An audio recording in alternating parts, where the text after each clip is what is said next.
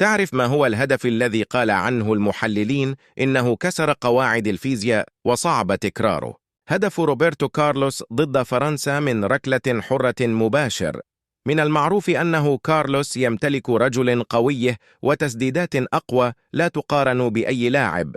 يقول كارلوس وهو يشرح هدفه: كنت أتدرب كثيرا على التسديد، واكتشفت بإمكاني التسديد من خارج القدم بقوة أكبر، وعندما سمحت لي الفرصة وحصلت على ركلة حرة في مباراتنا مع فرنسا، سددت الكرة من طرف رجلي بخارج القدم بأقصى قوة، وافترت الكرة بشكل عكسي لا يصدق جميع زملائي في المنتخب، والمنتخب الفرنسي أصابهم الذهول الكرة.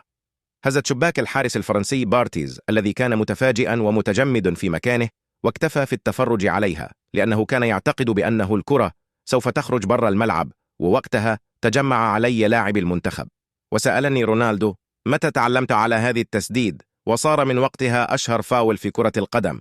وهذا الهدف أعطى روبرتو كارلوس شهرة كبيرة،